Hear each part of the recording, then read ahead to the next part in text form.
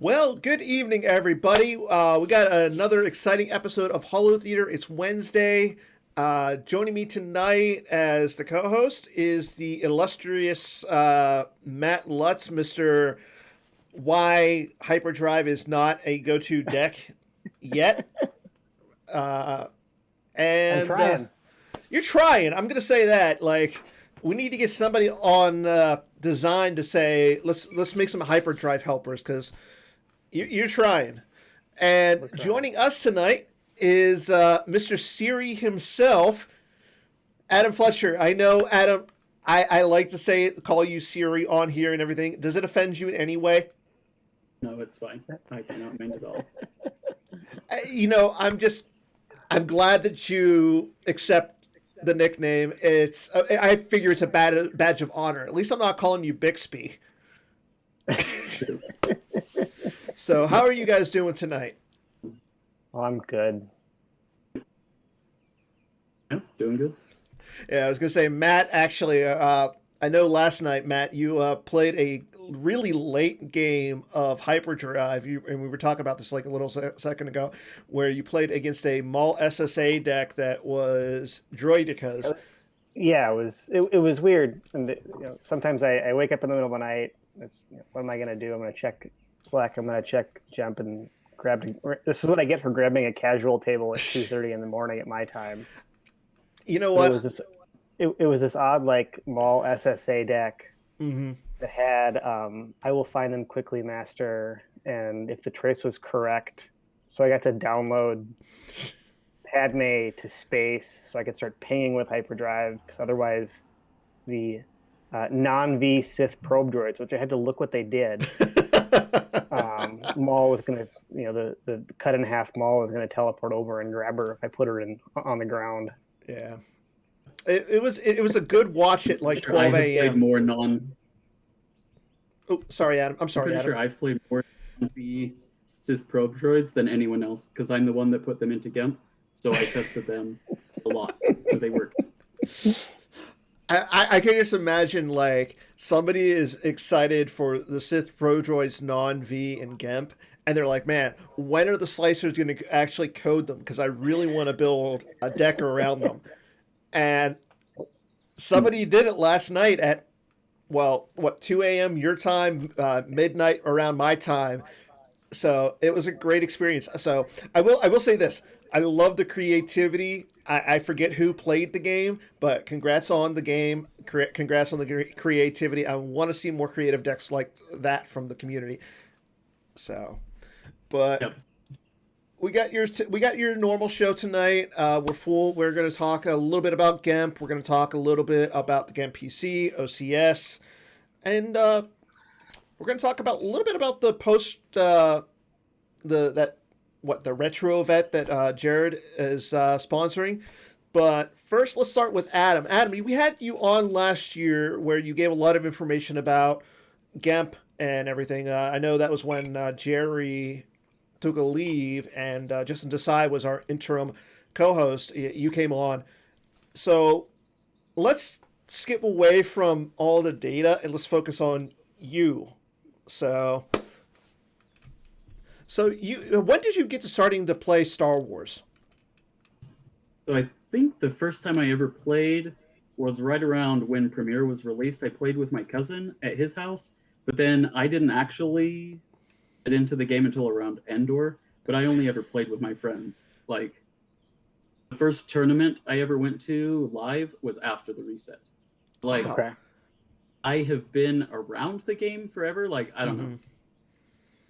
Like, if you look on the member list on the forums, I joined, like, I'm on the second page of the people who joined the forums. Like, I've been on the forums since a couple of days after they were created. Like, I don't know. What I've done most of the time is just create decks to play against myself. I played a bunch on Holotheatre in, like, 2005, and that was the extent of my competitive Star Wars playing. So then what brought you into in-person competitive play or tournaments? There were people in Utah that were interested in playing after the reset. Like before that, they weren't having any tournaments. But then someone said that there would be a tournament after the reset, so I was like, sure, that sounds great to me. So I went to it, and then I'm the only one still playing here, but it was fun. Yeah, I was gonna say it's kind of funny that you started when Premiere came out, and you're started really playing in Endor, because that's completely my experience. And it's funny because like I got a box of Endor. Forget what for, and I go to a tournament and I only have a light side deck and everything, and the guys are like, "Well, you need two decks," and I'm just like, "What do you mean I need two decks? I only came with one." And but Yeah. long story short, I did not win that tournament. Yeah. But Well, that's good. so you've been a part of the forums for a while. But you're more of a more recent volunteer. Is this correct? Yeah, so I've been on the proofing team for about 5 years. They asked, there was a public call for volunteers for the proofing team, and I thought, hey, that's something that I think I would be good at. So I decided I wanted to try and help, and they added me to the proofing team. So I've been on there since. I've been the lead proofer for the past 3-ish years, a little Wow. more than that. So Then last year is when I started doing a lot more than Mhm. just proofing. Like, I did all of the data stuff, and then when GAMP went open source, I started working on that because it seemed like fun. And pretty quickly, they asked me to be on the actual GAMP team. So I've done that, and now I probably spend too much time on Star Wars cards now, but is there that's, really anything wrong with that at this point? I Well, think it it's, really kind of depends, There but could be. There could be. yeah. Oh, So believe me, I realize it. So you said you were on proofing for a while. What was it like being on the proofing team, and what were some of the complications that you had on the team over those 5 years? so they're like, whenever design comes up with stuff, like they always want it to do crazy stuff that doesn't actually work. And so proofing team kind of works with design and the rules and make sure, okay, this is what you say you want the cards to do. Let's make it so that they actually do that Mm-hmm. within the Right. rules. And like, we've come, like, we identify problematic interactions that they didn't think about.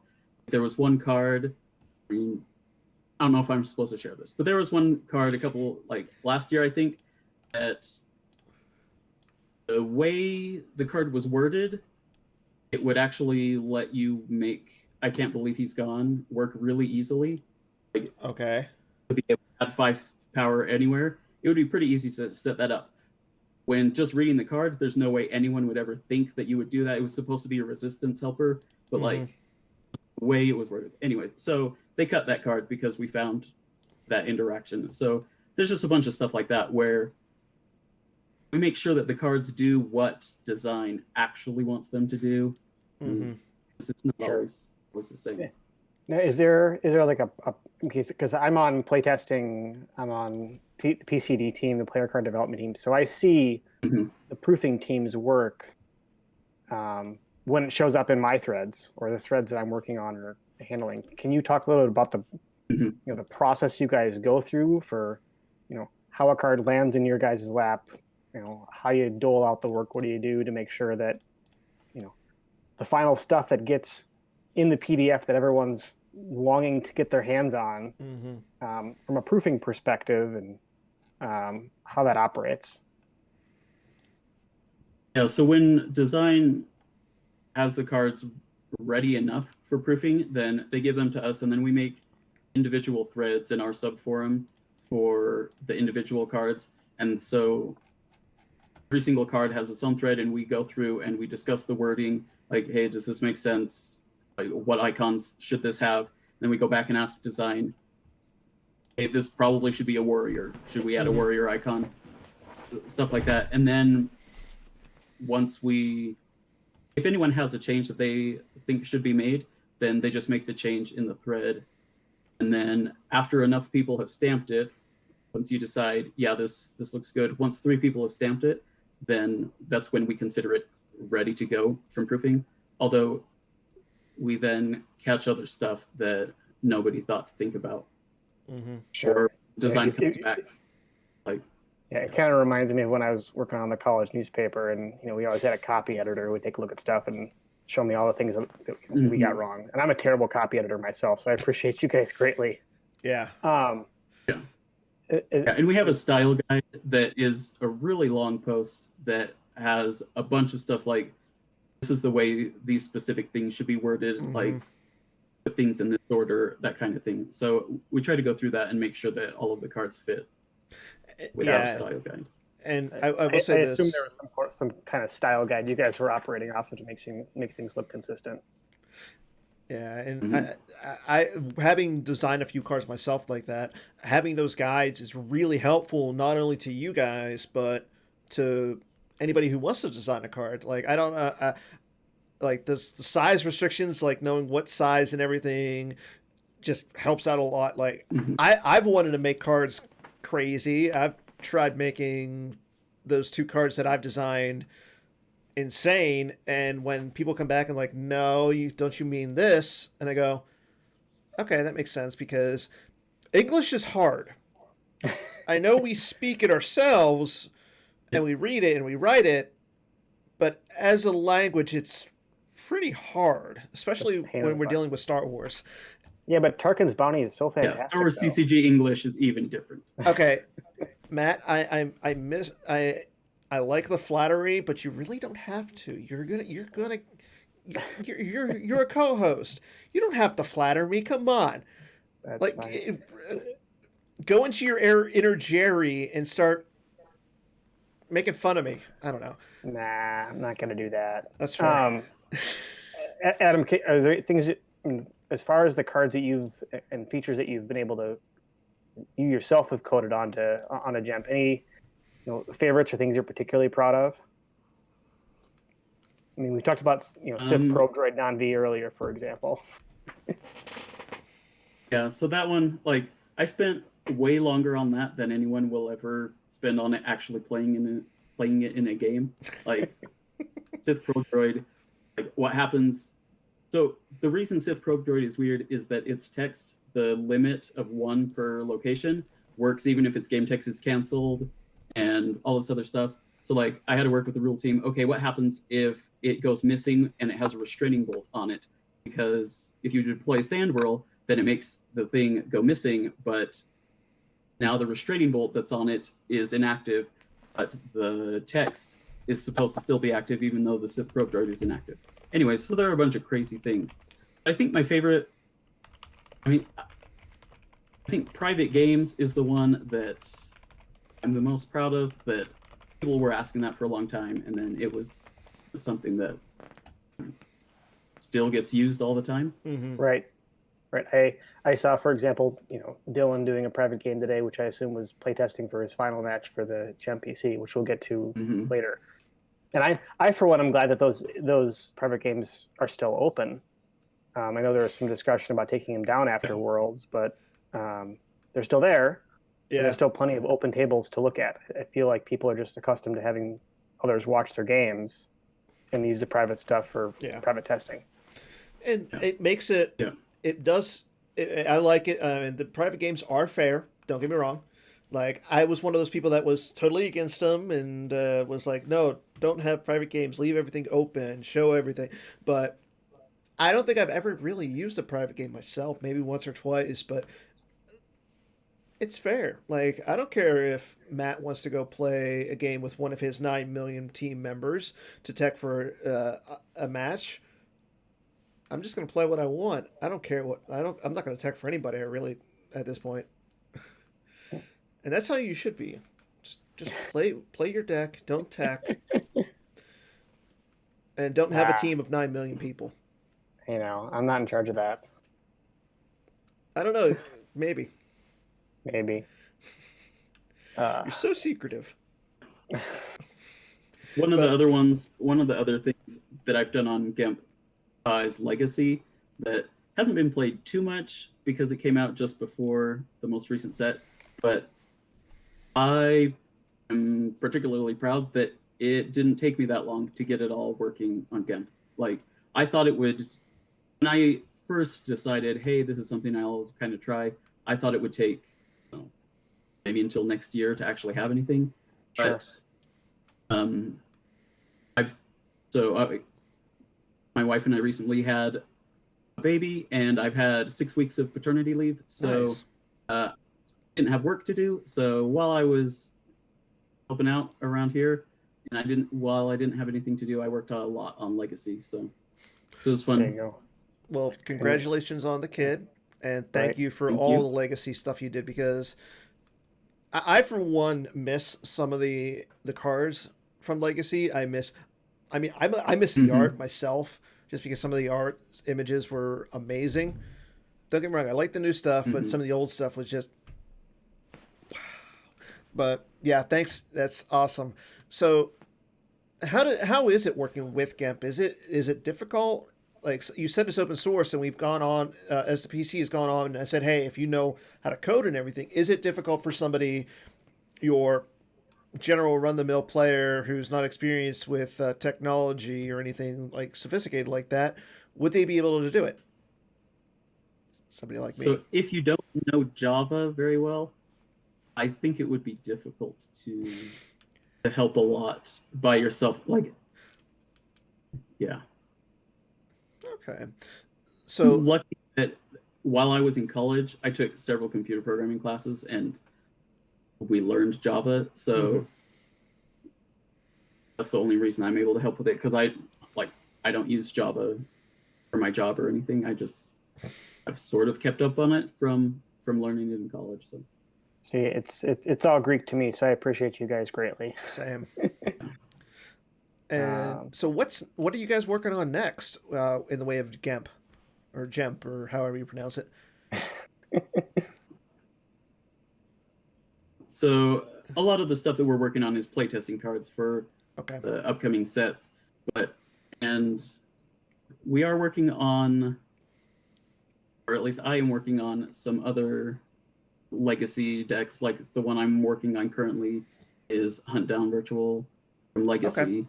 And then I know Jeremy is excited to help me work on legacy stuff. So I think he's doing Scoundrels. So those will probably be the next 2 decks coming for that. And then So, I have a lot of stuff.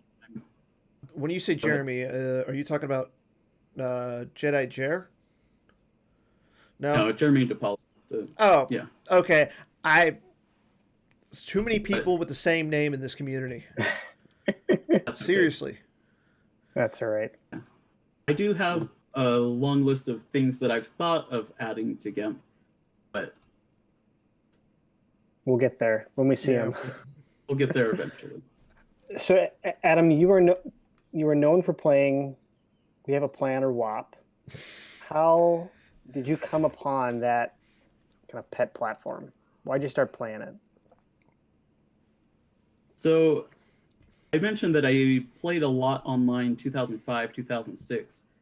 And I played WAP then with the card that let you win when you deployed a Republic character to the throne room into an interior Naboo site, whatever it was. You just got to retrieve anything into your hand from one character card. Secure Route, and it was designed by Scotland Gorell. I missed that card.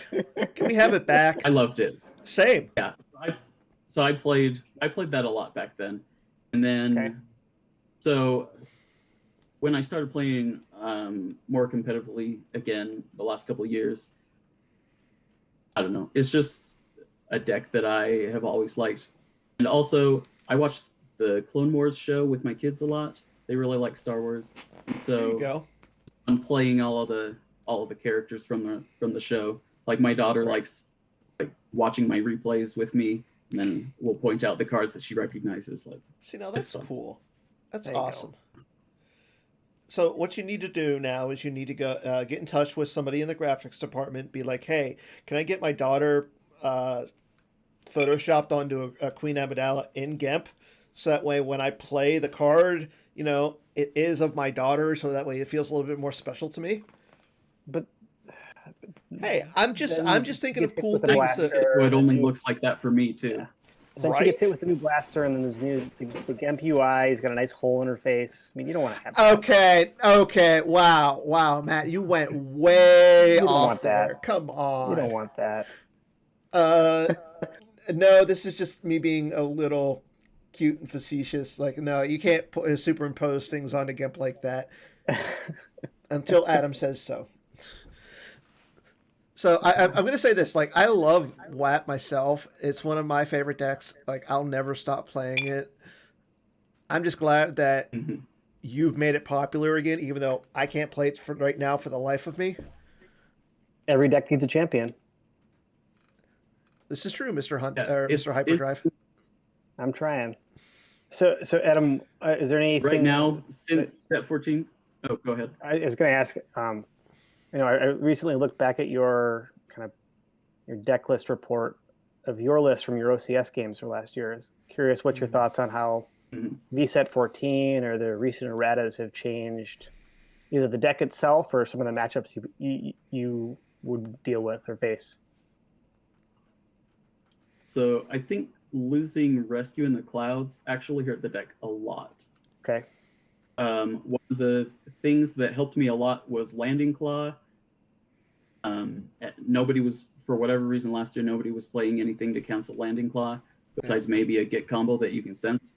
Right. So no Rescue in the Clouds makes it a lot harder to find the one of Landing Claw. So I was hurt in a lot of matchups where they have a capital starship or they're draining 2 a bunch in space and stuff like that.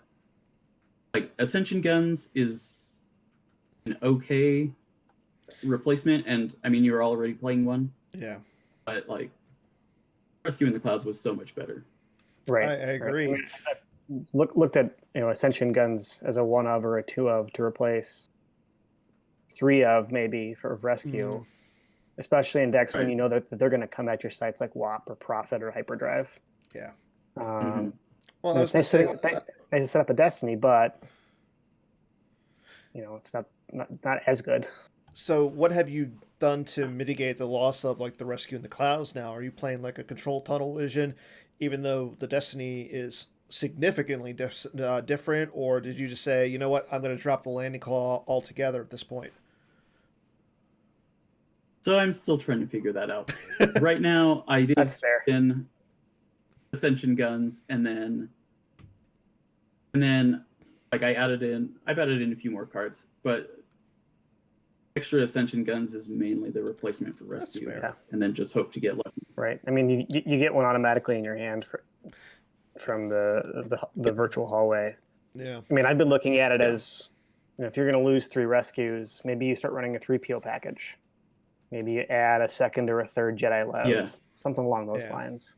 It's not a bad idea either. Yeah, that's one of the other things I've thought of. I haven't tried it yet. I spent a lot more time testing stuff on GEMP. Like I played like 60 tractor beam games. So that took some time. Shake my fist. Actually being able to play real games. That's fair. Yeah. So the main reason we're having you on, but not besides the fact that you're a great guy, you do a lot for the community, is you're actually a brand new member to the competitive balance team. So I want to say congrats on that, getting to be a member on that. So right now, for those who don't know who's on the team, I'm actually have a graphic specifically designed for that. Again, Adam supplied it. Jared Kosker is the chair, the lead of the team, but you notice that there's a lot of people who do a lot of roles within the PC that are involved on the team. You have Adam, as we said. You have Chris Goglin, who, again, does a lot with the store, the NPC. He works with the tournament committee and stuff. Chris Kelly, he's some guy. Emil, I always pronounce his name wrong. Multiple-time world champ. I want to say he works with design. Jared Napolitano, he does a lot. He's the marketing advocate and everything. He's been doing a lot with the NPC as well. Justin Desai, again, design, multiple-time world champ. I think he knows what he's talking about. Matt Carulli, again, like Chris, just another guy, I guess. Keith Brown, third, another guy. Like, I don't know what Keith does. I don't know. Like, he does something. Ryan Jelson, who's on design, he does a lot. I will say this: Ryan's probably one of the most creative deck players I've met. So glad to have some creativity on the team and everything. So, and then Scott Lingrell. I mean, you can't have a team without Scott. I'm just saying. So, the rule? What does the CBT essentially the CBT do for the game? If you want to go ahead and explain a little bit of that, so that way some of our newer viewers and some of the people who might not know what the team does. Yeah, so the competitive balance team, or the meta-chlorians. Wait, is that the new name that you guys are officially calling yourselves now? We're the meta-chlorians because we help the meta. Who came up with it? So sounds like an eye-rolling dad joke. I like it. It does. I assume Chris Kelly, but I mean, I love it. I think it's awesome. But what the meta-chlorian team does is we try to make sure that the meta is relatively balanced. That if decks gets too strong or if they're played too much, that we can help balance the game and make sure that things are more fun for everyone. Like, that's the point, just to make it fun. So there are things that, like, if specific decks play too much, like the recent erratas. So those are from before I was on the team, but like to HITCO and Hunt Down Virtual and stuff like that, where those were getting played a lot, even though they were winning about half of the time. Mm-hmm. That they were a really large share of the meta. People were just playing those way more than any other deck. Right. Those kinds of things, we try to make sure that things are more balanced. Right. And that makes sense. So now, does the team just look at, like, is the deck being played a lot, or is it winning a lot? Like, I'm going to say this, like, for me, I could pick up HITCO and play Joe Olson's list from Worlds, but I'm probably not going to win with it. One, because different style, and two, I'm not even 1/10 the player that Joe is.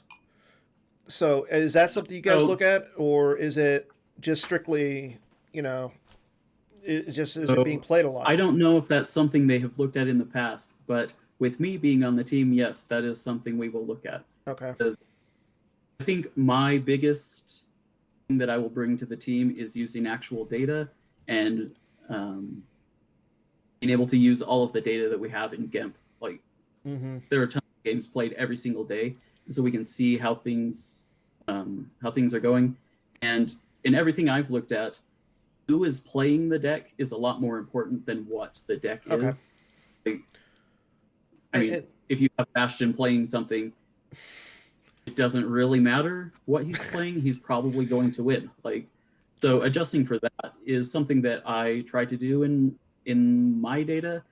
I haven't shared a lot of that with the public, but that is something that will be used on the competitive balance team. So is that something that that the CBT or the metachlorians now are going to be sharing with the public eventually? Because I know one thing that the advocates are going to be stressing this year is transparency.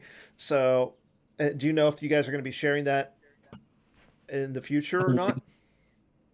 Yes, I believe so. I don't know. I'm the one who does it, so I can decide if I want to share it or not. So okay, that's fair. I probably will. Okay, yeah, that's good, because I for one like it when the PC comes out with explanations to what they want to do.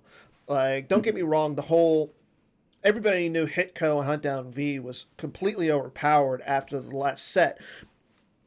But, like, okay, IE, and again, this is just I'm looking at, like, some of the changes you guys did, or they did, sorry. IE is just being played, like, is it because, I mean, there's only being played, like, by a few people and everything, and, yeah, it could have a nice win record, but, again, you're looking at the players, so it's good to see why certain things happen, other than just saying, oh, we want to change it because we want to change it. Right. Mm-hmm. And one other thing I appreciated, I know Chris Kelly was doing this last year, was the kind of the posts of here is what CBT is looking at, and whether we do or do not currently consider this a CBT issue. I would hope that CBT or Chris himself will be, or Jared, I guess now is the chair or lead, whatever you want to call it, would keep that up, so that the community, especially after a major or a large organized event, can say, here's what we're looking at, here are the problems, here are the issues. Exactly. Awesome. Yeah. Well, I will say this. I'm greatly looking forward to you working on with the Metachlorians. God, I cannot get over saying that. I'm going to laugh at that every time. Yeah, it just hurts my soul a little bit. But I'm glad that you're on there because, again, you do so much especially with the data and everything. You go above and beyond when it comes to the data with GEMP, with the playing and everything. I am so glad that they are taking that into consideration and moving forward to make the game better. So thank you for doing that. And I cannot wait to see what you got in store for this year. Thanks. But I think it's this time. So just to go over a quick house maintenance things, essentially. Really quick to remind everybody that the MPC is coming up. It's coming up fast. It's actually starting 1 month from today. How's that? So we're up to 32 people. I mean, those are rookie numbers. We got to get those increased at some point. Matt Lutz, I'm glad to see you're on there. Go. I don't have to harass you. Adam. I got on there quick. As soon as all the tournament dates came out, I sent those to my wife. They're on my calendar. Don't give me a court hearing. Don't give me anything. I'm going. Yeah, you know what? I'm glad. Cheers, Matt. Adam, why aren't you signed up? I will not be playing the NPC this year. But I will be doing the deck checks in game. Okay. So yeah, you're going to be helping out in some form. So you know what? I appreciate that. Yeah. But again, if you haven't signed up, please do. It is not your normal, it is not expensive to sign up.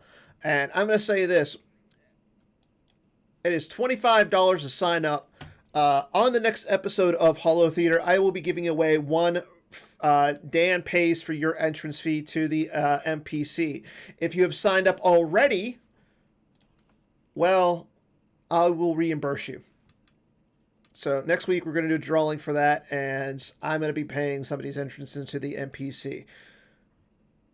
So if you want to, I will announce it after the show, and we'll do the drawing next week. So next week's going to be a big episode. Also on tap is the retro event. We are up to 99 people. We need one more person. Come on. This is great. So 99. Don't look at me. I'm not signing up for this. Why not? It's free. I didn't play in the Death Star 2 meta. I don't have the nostalgia for inserts and having to actually put battle order on the table. Well, neither do I. Hold on. Hold on. According to Drew Lichtenstein, Justin Desai just signed up.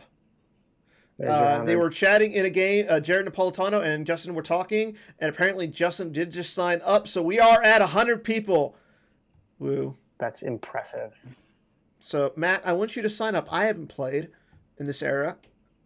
I'm currently playing a 4-game Swiss for my Bestman League for March. It's premiered to Death Star 2, and okay. It's cute and fun. I'm glad I get to experience it, but I don't want to play 10 games of it. According to Drew, again, thank Drew, is Johnny on the spot tonight. Justin, oh, hey, how do I sign up for the retro thing? Jared, hey, this suffices. So we are at 100. Thank you, Justin Desai, for being number 100. I know we're keeping the entrance people in the event secret, I guess, until the event starts, but we now know that Justin Desai is going to be one of them. There you go. This is on GEMP if you know people's usernames, but true. Also on tap, again, we have online play week that starts April 2nd. We're going to be giving away some cool prizes. We should be able to show those off next week, so we'll let everybody know what you're going to be playing for.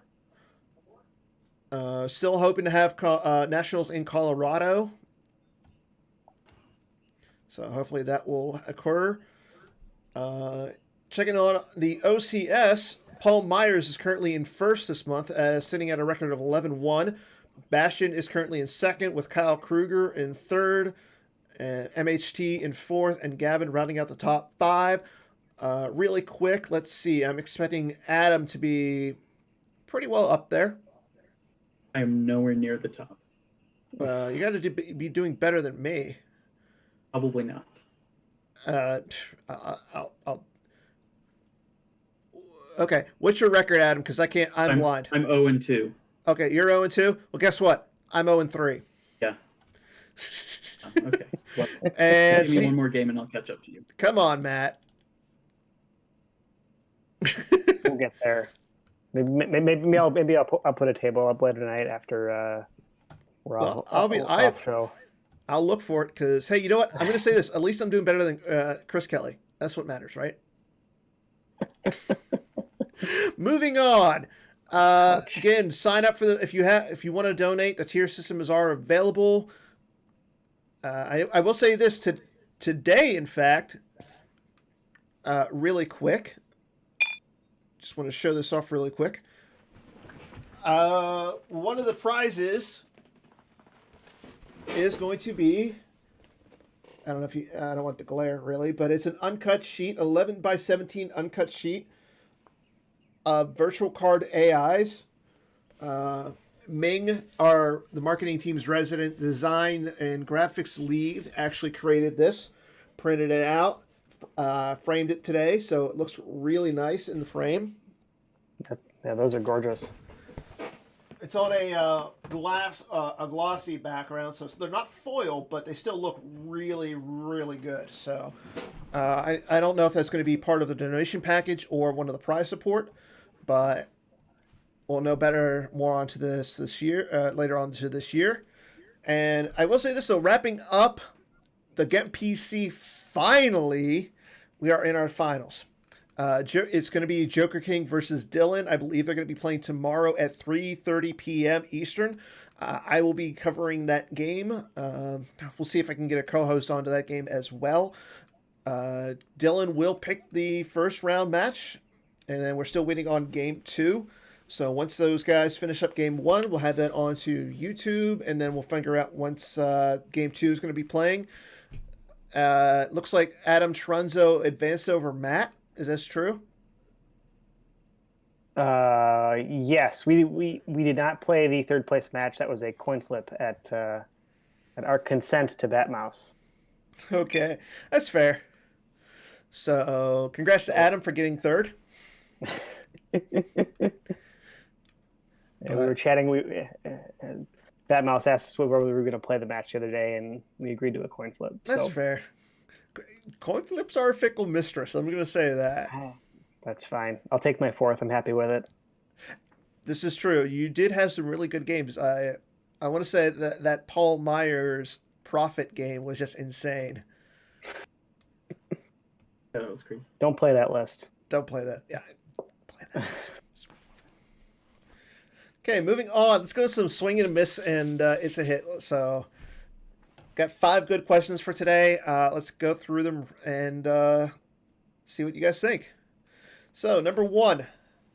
The Dead Speak, Allegiant General Pride, and Palpatine, the Emperor Returns, so either one of those 3, will be the next cards to garner a CBT thread. Let's start with the newest member of CBT. I'll say it's a hit. I don't know if it's a problem, but it is definitely something that people have been complaining about. So, yeah, I would not be surprised to see a CBT thread for that. Agree 100%. I proposed this question. It definitely a hit. Oh, yeah. I'm going to go, it's a hit too. What is it? +5 attrition with, like, you can max out at +5 to your attrition for 3 first order characters with Pride, like that's insane. Right. And how it's not hard to stack them all on like a finalizer and go, oh, you get 5 more attrition. Yeah. That's a character right there. So yeah. I can see it, and I definitely agree with Matt that it's a hit. Right. Okay, and then that's not even counting him adding a possible Battle Destiny. Right? Right. It's insane. Okay, moving on to question number 2. Lightside does not have a good mains platform after the changes to HITCO. Matt, we'll start with you this time. I think HITCO's in an okay spot. I think the biggest issue is that it no longer can play EP7 characters. Mm-hmm. And so Luke's your agent versus map, and with map going up, that kind of becomes a problem. You can't use your Jedi Luke like you did. It's more how it did in the past. As for Laxa mains deck, I'm going to say it's a miss there. I think it is too early to tell that Light just flat out lacks a solid mains list. I think there's plenty of platforms out there that you could consider mains.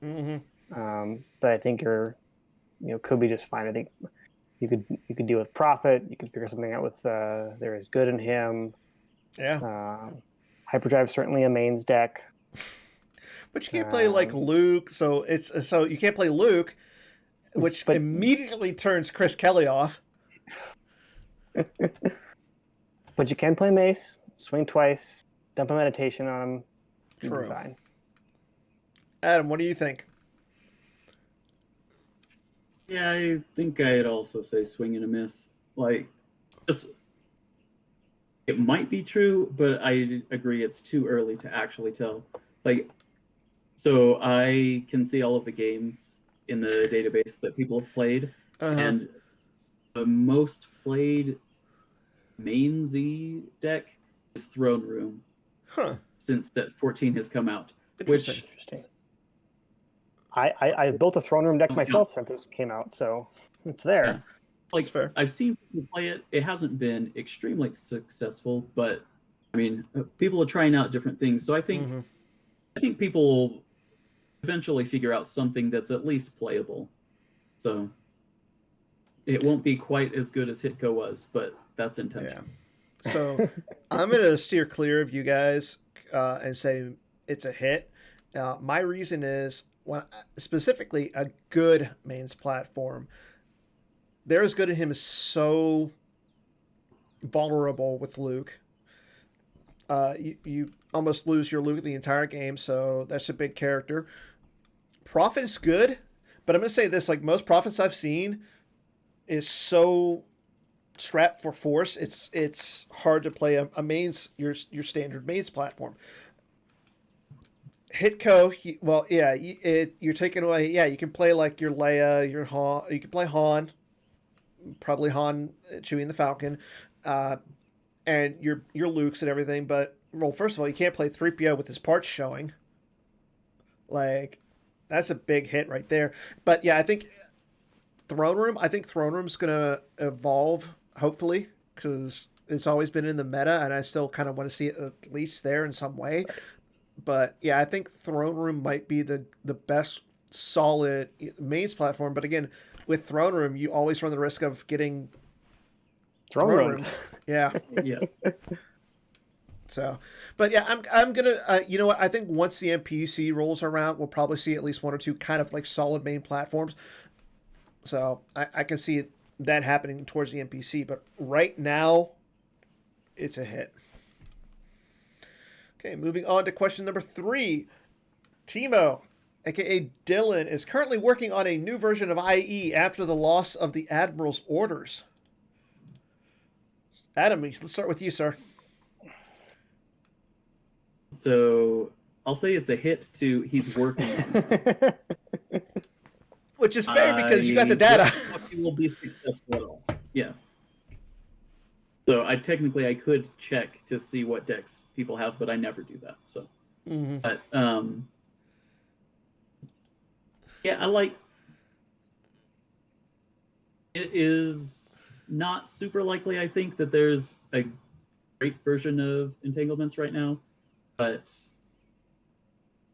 I think that that you could make one that's reasonable. It would definitely look a lot different than the previous versions. Like being able to pull vehicles just sped everything up so much. Yeah. Like you could just have 1 or 2 cards in hand, and you still have tons of options for what to do on your turn. Right. Like, Yeah. So the deck is just going to have to look different. Yeah. Okay. Matt, what do you think? I think it's a miss. I think he's prepping for Joker King. You know what? I'm going to go with a hit on that he's prepping for Joker King. I'm scared of Joker King in his court decks. Speaking of which, yeah, I'm gonna say this is a miss. Speaking of which, though,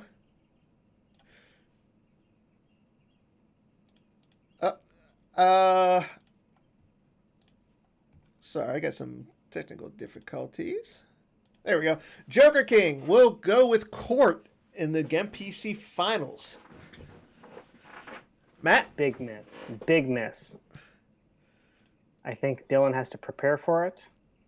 And it would be the very much, a Princess Bride, whose cup is the poison in type of thing.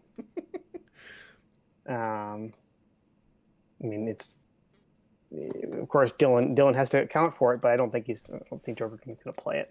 Well, it's kind of funny because Joker King's in the chat and he's apparently abstaining. Okay, As he should. He should. He's an interested party. Adam, what do you think? The right answer is probably miss, but I'm going to say that I hope it's a hit. Like, I don't know. It's just more fun when people play a deck that they're known for. Exactly. So Fair. I'm going to say it's a hit. Like, go with what you know. You're in the finals. Go with what you know. Don't care what your opponent plays. I mean, like we said, there's no hit. You're not gonna I don't think you're gonna have to worry about HITCO. There's no real main stack. The biggest deck that you have to worry about is Profit. So as long as you know how to play that matchup, you should be fine. And he definitely does. Yeah, just go with what you know. Okay, last question, and this is gonna be a good one. Who do you got, Joker King or Dylan? Adam, let's start with you, sir. I think it will be very close, but I will pick Joker King. I think he's been playing really well this tournament. I think he's a lot better than he claims whenever people talk about that. That's fair. Matt. Also going Joker King. Total diff less than 10 between both games. Ooh. And I'm going with him because he played Hyperdrive at Worlds, and that takes guts to do. I love them both. Play both those guys plenty. So, sorry, Dylan. Good luck. Okay. Wish you the best. So, so I know both players had picked against me in the first round. I mean, out of everybody who picked against me, both those players picked against me. I mean, nobody picked me against me or picked me against Gogolin, but that's besides the point. So I can't say, well, this person picked me, so I can't go with that person. I'm going to go with the Joker King. 3-0 to Mr. 3-0. Okay. Final time, Joker King's going to take it. He's going to be the highest seed, I think, to win the GEM PC at this point.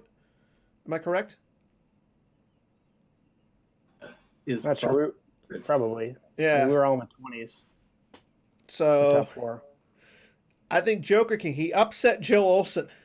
There you go. It's probably He justified upset enough. Adam Taranzo. The dude has been upsetting everybody he played against. Literally, because he beat them.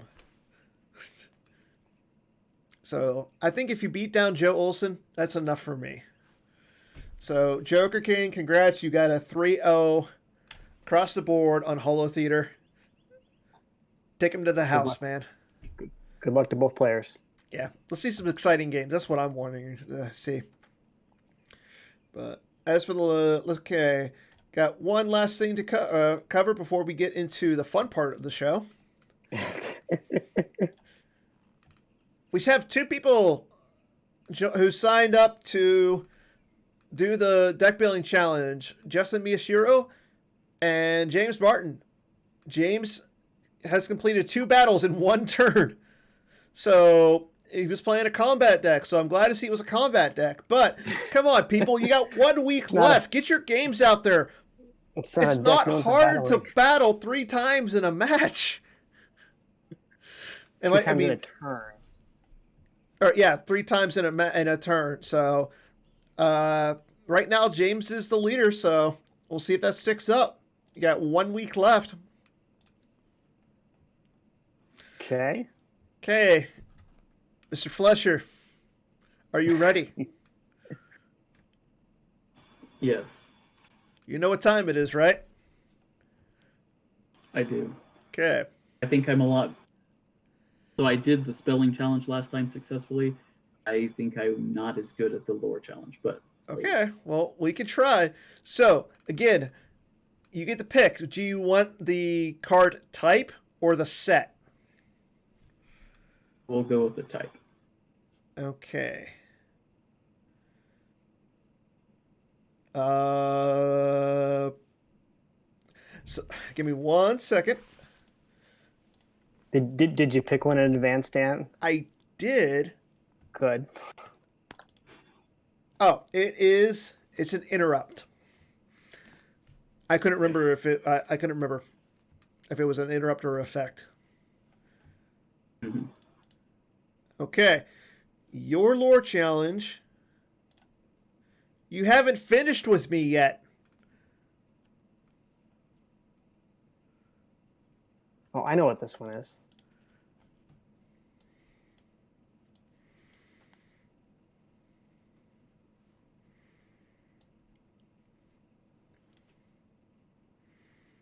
So I assume from Cloud City, but I have absolutely no idea. Matt? Okay, so you are right. It is from Cloud City. So I'll give you that. Would you like to take a guess? I guessed wrong, so don't ask me. What did you think it was, Matt? I always thought it was Hopping Mad. No. Close. But it is from Cloud City. It is from Cloud City, 100%. First person in the chat. I want to see if the chat can get it.